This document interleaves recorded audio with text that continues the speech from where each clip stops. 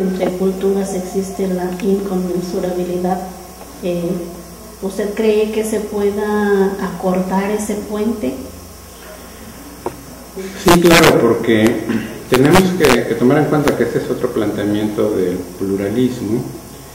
que el conocimiento, para generar conocimiento tenemos que echar mano, por una parte, de recursos cognitivos que tenemos los seres humanos, que tienen una base biológica y que son el resultado, desde un punto de vista biológico, del proceso evolutivo, en el sentido de evolución de las especies. Entonces nosotros como una especie que está en esta escala evolutiva, pues tenemos la ventaja de tener esta capacidad que podemos resumir en un solo concepto, que es la razón, que significa muchas cosas, que significa la capacidad de tener representaciones del mundo, de poder hacer inferencias acerca del mundo, de poder evaluar nuestras pretensiones de conocimiento, entre otras cosas.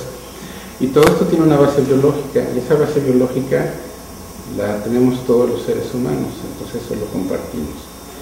Pero el ejercicio de esas capacidades se realiza siempre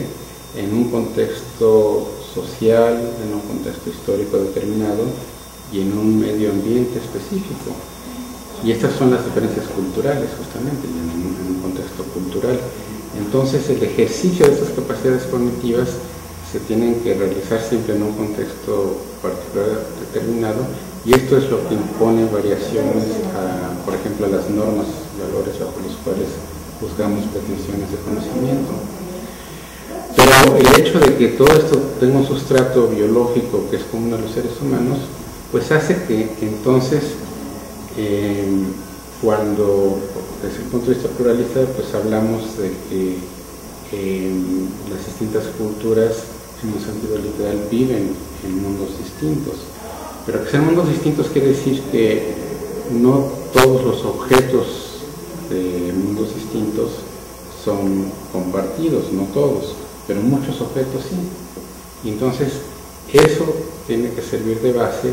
para la comunicación y para el diálogo entre seres humanos que provienen de culturas distintas, y esa sería una de las vías bajo las cuales podríamos lograr pues, la interacción cooperativa entre culturas distintas,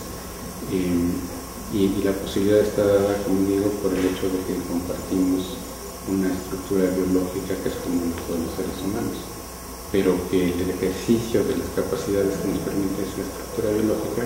pues se tiene que ejercer en contextos culturales, sociales e históricos distintos.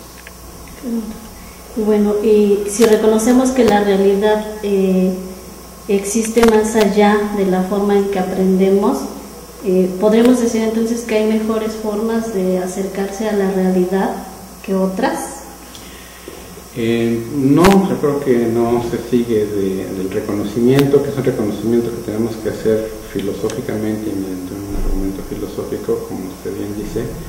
que la realidad, que hay una realidad que aprendemos de manera distinta, y eso es lo que explica que la realidad nos imponga restricciones, y por eso funciona la propuesta pluralista a diferencia de la relativista, porque si la relativista tuviera razón, pues no habría ninguna restricción por parte de la realidad. Pero al mismo tiempo, el hecho de que la realidad se pueda conocer de distintas maneras, y como plantea la posición pluralista, estas distintas maneras se dan por medio de prácticas que tienen sus propios sistemas de normas y de valores. Lo que tenemos que evaluar cuando hay una petición de conocimiento, tenemos que hacerlo en función de esas normas y valores, de esas prácticas que generan ese conocimiento. Y entonces no podemos decir en términos generales que hay un tipo de conocimiento que sea superior a otro o que sea mejor que otro. Lo podemos decir, como decía al principio, quizás en relación con ciertos problemas muy específicos. Entonces sí, podemos echar mano de distintos tipos de conocimiento y realizar acciones de acuerdo a lo que esos conocimientos nos plantean, y reconocer que para determinado tipo de problemas algunos tipos de conocimiento son mejores, son más exitosos, o es más conveniente aplicar esos conocimientos, pero para ese problema específico. Pero de ahí no se sigue que en general podemos decir este tipo de conocimiento es mejor que este otro, o es superior que este otro. Bueno, ¿y usted podría compartirnos alguna experiencia particular en la que se haya dado pues este tipo de diálogo desde la perspectiva pluralista? Pues sí, tuve la suerte de dirigir un proyecto para nosotros bastante importante que conjuntó un grupo bastante amplio de investigadores y de estudiantes, no solo de la UNAM, donde yo trabajo, sino de varias instituciones de México y de otros países, y trabajamos justamente con grupos y comunidades campesinas e indígenas con la intención de, por una parte, rescatar, recuperar, fomentar y, en la medida de lo posible, proteger conocimientos tradicionales, conocimientos locales, y además enfrentar ciertos problemas, por ejemplo, como la repoblación en un lago de una determinada especie endémica del lago. Y entonces allí pues muy claramente pusimos en ejercicio estas ideas, en el sentido de que el planteamiento del problema se hizo conjuntamente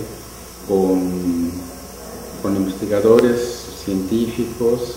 y tecnólogos en el sentido de la ciencia y la tecnología modernas, pero también con la participación de las comunidades locales, y que entre todos pues tratamos de construir el problema y de definir cuál era el problema, y entre todos tratar de resolverlo aportando cada quien el tipo de conocimiento que tiene, que es propio de su comunidad, por una parte el científico y tecnológico, y por otra parte el conocimiento, por ejemplo, pues de los pescadores locales, de la gente de la comunidad, y bueno, y trabajamos sobre conocimiento tradicional asociado a ciertos recursos naturales, y entonces pues fue una experiencia muy rica. Trabajamos con varias comunidades en varios estados de la República,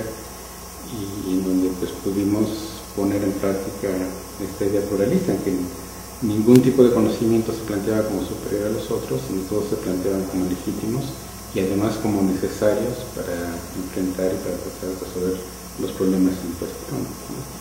Y bueno, ya que estamos hablando aquí de actores, ¿verdad? Que participan en este tipo de conocimientos, como ya lo comentó, ¿verdad? Que son los investigadores, los técnicos, las propias personas de la comunidad. ¿Cómo cree usted que podría permear esto del pluralismo al gobierno? Bueno, esa es la pregunta de los 64,000 pesos, ¿no? Es un trabajo muy difícil, muy arduo. En parte nosotros, a partir de ese proyecto, que realizamos foros con instancias que discuten y que tienen cierta incidencia en el ámbito de la toma de decisiones políticas, como el Foro Consultivo Científico y Tecnológico, como la Academia Mexicana de Ciencias. Hablamos también con funcionarios del CONACYT, les planteamos el proyecto que estábamos realizando, les tratamos de señalar las virtudes que tenía, y que esto pues ciertamente debe llevar a una concepción, a una transformación en las concepciones con las cuales se toman las decisiones en el ámbito político. Pues yo creo que no logramos demasiado, para ser francos, con solo esos foros, pero yo creo que hay que insistir. Entonces yo creo que en la medida de lo posible, y todos desde nuestros rincones y nuestras trincheras en el ámbito institucional, educativo y de investigación, pues tendremos que estar insistiendo en eso, y yo creo que llevar a las autoridades ejemplos exitosos, como este ejemplo, porque estoy seguro que ustedes pues tienen muchos casos muy exitosos de trabajo de ese estilo por la naturaleza del trabajo que ustedes realizan. Entonces yo creo que tenemos que insistir, documentar los casos que tenemos